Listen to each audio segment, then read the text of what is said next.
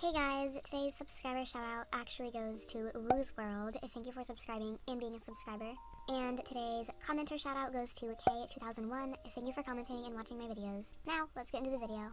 If you are new to Woozworld, you may have heard the term color code. And if you haven't heard it yet, then you most definitely will. But if you have heard that term, you might have wondered, what is a color code? In this video, I will be explaining color codes, the pros of them, the cons of them, how to get one, basically everything you need to know about color codes. Let's start with, what is a color code, also known as a CC? Basically, a color code is a code used to identify a certain color virtually, such as this Juno hair. You can see the color code is 241300. The color code for the earrings is FFBE2C. On Woozworld, I can save these color codes so that I can use them later without having to type in the code. I can simply do that by pressing the plus button right here and then clicking a square. As you can see, the color code 241300 identifies this specific shade of brown. If I wanted to use that specific shade of brown, instead of typing in the whole color code again, since I saved it, I can simply quickly apply it to any hair I want by pressing it down here. And you can see this hair now has the color code and the exact same shade of brown. As you can see, I like to use the same color code for my clothing, my furniture, and my hair.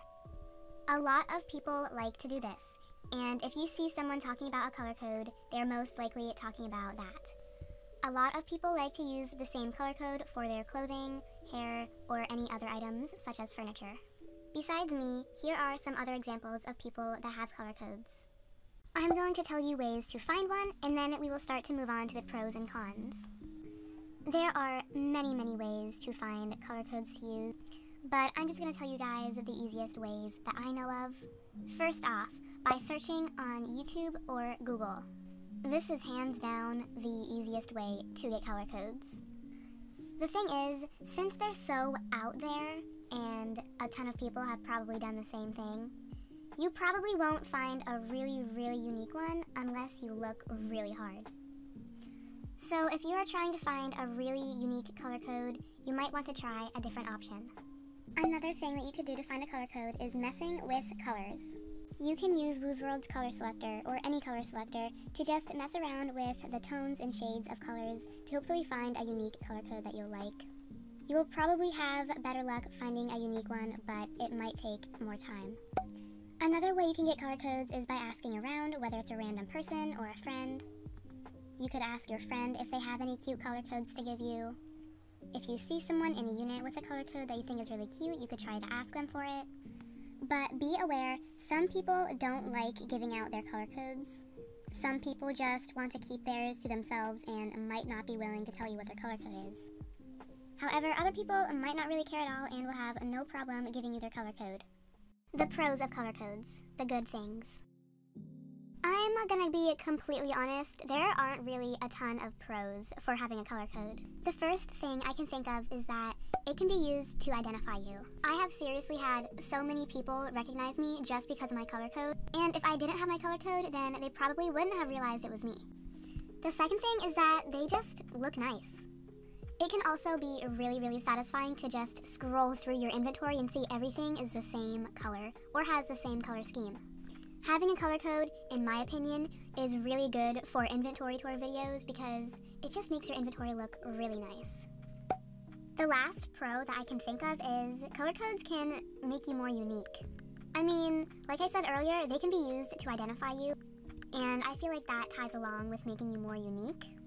Because it could be something about your Woozin that no one else really has. The cons of color codes, the not so great things. This is probably going to sound bad, but I can think of so many cons of color codes. In fact, I even have an entire video about it, which will be linked below. However, I'm not going to include all of those cons in this video because I don't want this video to be super long, so I will really only include the big main ones. It can actually be really hard for some people to afford a color code. This is because if you want a color code, you're gonna need to get all colorable items so that you can color them your color code. And as you all know, colorable items are worth much more beaks than the non-colorable items. So if you want a color code, you're gonna have to start saving up your beaks right now. If you really like to trade on Woozworld, a color code might not be the thing for you. I have had my color code since January of 2018, so around 4 years. Ever since I have gotten my color code, I just completely stopped trading people, unless I'm giving them unwanted or something. Trading with a color code is really difficult because all of your items are your color code, and some people might not want them, and you also might not want to give them away. There is a certain breed of people on Woozworld who think that they literally own their color code just because they were maybe the first person with it. Usually in their bio, you will often see something like original CC owner. That has never made sense to me because, in my opinion, actually this isn't even an opinion, it's a fact, you can't own a color.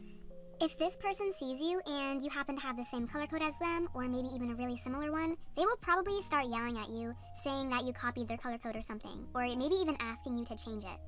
And listen, sometimes it's not all people who have this in their bio, it's just most of them. Sometimes someone will act like that and they won't have original CC owner in their bio.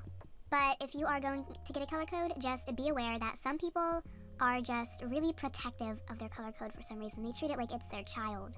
And if they see anyone with the same color code or a similar one, they will get really angry. Having a color code can actually make theme games pretty difficult. For example, sometimes the theme in a theme game will be color of tile. And if your color code isn't the same color as the tile that you're on, you're gonna have a lot of issues. I used to play theme games all the time, and this would always happen to me. The owner would say that the theme was color of tile. I would look and see that the color of my tile was yellow, or literally just any color that wasn't my color code. And then I would just kind of sit there and lose the game because I couldn't really dress up, because none of my clothing items were yellow. It was all my color code.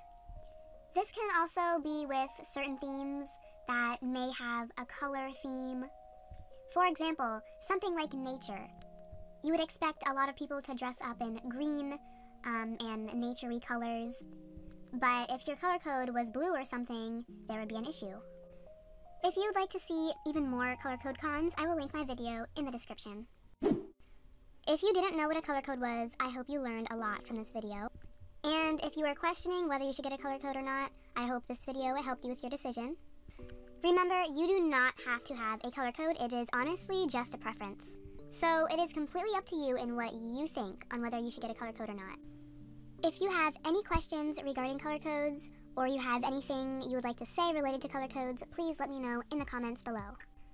That's all I have for today. I hope you guys enjoyed the video. I love you guys so much, and goodbye.